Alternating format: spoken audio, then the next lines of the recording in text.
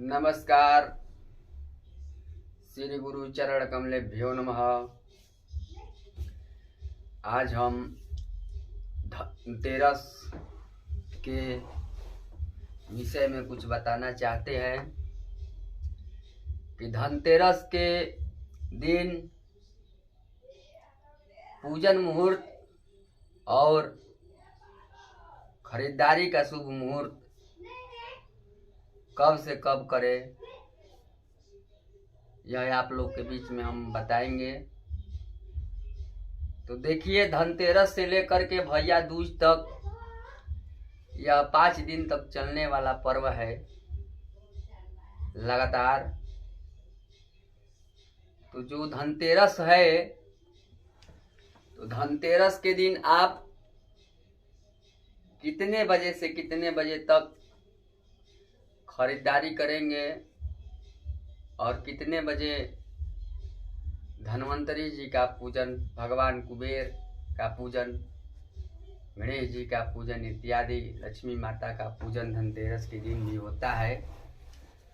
तो उस दिन आप कब करेंगे, इसी के विषय में हम आप लोग के बीच बता रहे हैं। तो देखिए,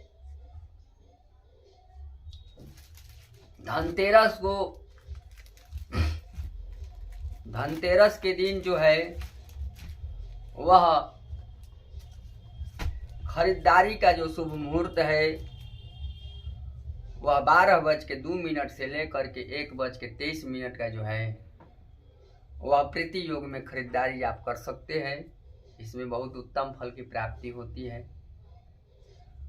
और 4:06 संध्या कालीन बेला में 4:06 से 5:27 के बीच में भी आप खरीदारी कर सकते हैं। वैसे आप इस दिन धनतेरस के दिन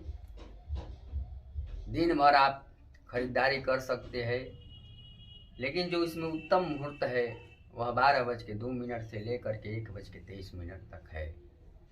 और संध्या कालीन वेला में 4:06 से 5:27 तक है। तो सब तो सुबह मुहूर्त में तो चाहेगा तो खरीदारी नहीं कर पाएगा, क्योंकि कोई लोग इसमें आप कर लेंगे, लेकिन सभी लोग चाहेंगे तो उस समय तो नहीं हो पाएगा। इसीलिए कोई भी त्योहार होता है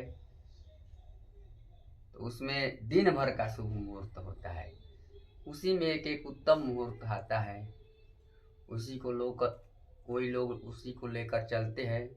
वैसे उस दिन यह नहीं देखा जाता है कि यही शुभ मुहूर्त है। जैसे पूजा का ही मुहूर्त है तो 5:46 से 7:06 तक जो है यह उत्तम पूजन करने का मुहूर्त है। लेकिन धनतेरस के दिन आप उस समय आपको पंडित जी मिलेंगे कि नहीं मिलेंगे, यह बात है। तो उस दिन शास्त्र में भी हमारा दिया हुआ है, ज्योतिष शास्त्र में भी, कि जिस दिन कोई पूजन है, मुहूर्त है, तो उस दिन मुहूर्त का मान्य नहीं होता है। उस दिन आप किसी समय भी आप पूजा कर सकते हैं। नियमतः वह तिथि व्याप्त होनी चाहिए, चाहे वह प्रदोषकालीन तिथि व्याप्त हो तो उस दिन होनी चाहिए, या उदया तिथि का अगर उसमें मान्य हो तो वह होनी चाहिए। तो उसमें आप खरीदारी कर सकते हैं। खरीदारी करना उत्तम है और पूजन भी करना उत्तम है। तो ये थे आप लोग को मैंने मुहूर्त और पूजन करने का मुहूर्त और खरीदारी का शुभ मुहूर्त बतलाया। अब हम आप लोगों के बीच यह बताएंगे कि उस दिन किस चीज का खरीदना उत्तम माना जाता है। तो उस दिन आप सर्वप्रथम झाड़ू अवश्य खरीदना चाहिए। आप भले ही सोना चांदी पीतल धातु नहीं खरीदे, आपके पास पर्याप्त मात्रा में धन नहीं है खरीदने के लिए, तो उस दिन आप केवल झाड़ू भी खरीद लेंगे तो आपका धनतेरस जो है वह मन जाएगा। और अगर आप उस दिन, यह उपाय हम आप लोग को एक बता रहे हैं, उस दिन अगर आप धनिया खरीदते हैं, धनिया जरूर उस दिन खरीदना चाहिए। 5 रुपया का खरीदिए, 10 रुपया का खरीदिए, तो ये बहुत अच्छा उपाय है कि धनिया आप खरीद करके संध्या कालीन बेला में उसे आप माता लक्ष्मी जी के आगे चढ़ा करके, कुबेर जी के आगे चढ़ा करके उसे रख दीजिए। रखने के पश्चात जिस दिन दिवाली है उस दिन भी उस धनिया का आप पूजा करिए, उसको चढ़ाइए, उस दिन तक रहना चाहिए। और प्रातः कालीन बेला में अपने घर में गमला है, कुछ भी है, उस धनिया के बीज को पहले सुबह में आप भे दीजिए, पानी में भे दीजिए, और जब संध्या कालीन बेला हो, संध्या से पहले ही आप उस धनिया को बीज को रोप दीजिए, उसे गाड़ दीजिए। और वह धनिया जो है जितना वह फरेगा फूलेगा, वैसे आपके घर में वृद्धि की प्राप्ति, धन की वृद्धि होगी, आरोग्यता होंगे। तो यह उपाय आप, बहुत छोटा सा उपाय है, आप इसे जरूर करिएगा। अगर दीपावली के दिन, दीपावली के प्रातः काल आप नहीं कर सकते हैं तो उसके भी बाद आप कर सकते हैं, एक दिन बाद भी। लेकिन उस दिन धनतेरस के दिन आप अवश्य धनिया खरीदें और उस धनिया को भगवान को भोग लगाएं, लक्ष्मी जी को भोग लगाएं। प्रसाद मात्र समझ करके, उसे प्रसाद समझ करके भोग लगाएं और उसे पड़े रहने दीजिए वहीं पर लक्ष्मी जी के आगे या कुबेर जी के आगे। तो देखिए, और उसके बाद जैसे हमने पीछे बताया, आप लोगों को वही काम करना होगा। और देखिए, उस दिन जो मुख्य पूजन होता है, धनतेरस के दिन जो होता है मुख्य पूजन, वह महाराज धन्वंतरी जी का होता है और महाराज कुबेर जी का पूजन का विशेष दिन है, और गणेश जी का भी, और माता लक्ष्मी के भी साथ साथ में पूजा होता है। कुछ लोग दीपावली को न पूजन करके धनतेरस के दिन ही पूजन करते हैं।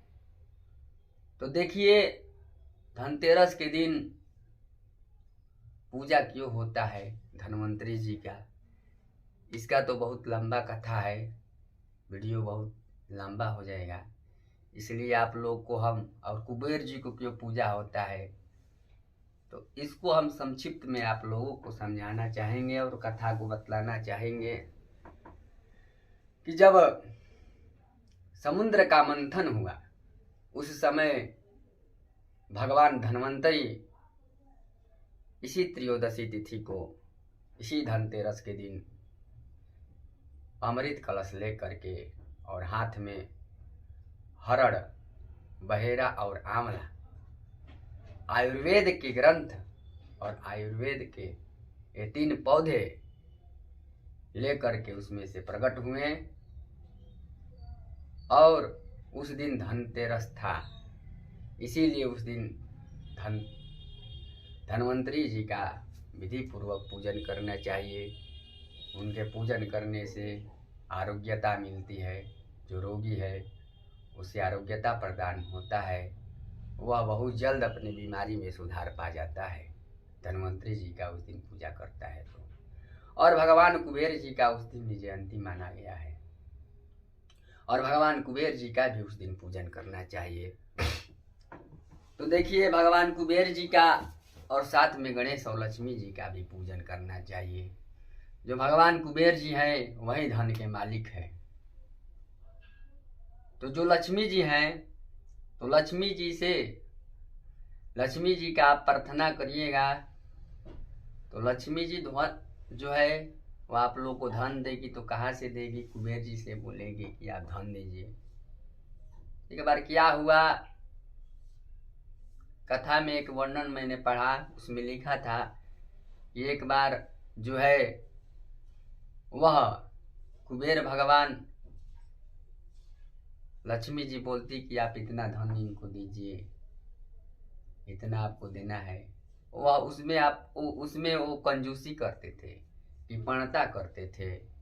इसीलिए भगवान गणेश जी को भी उनके ऊपर अधिकारी बनाया गया कि नहीं, आप इतना धन दीजिए इनको, उस अनुसार वह देते हैं। इसीलिए भगवान गणेश जी का भी पूजन, ऐसे भी कोई भी पूजा होता है उसमें सर्वप्रथम गणेश जी का पूजन करना चाहिए, इसके बाद अन्य देवताओं का पूजन किया जाता है।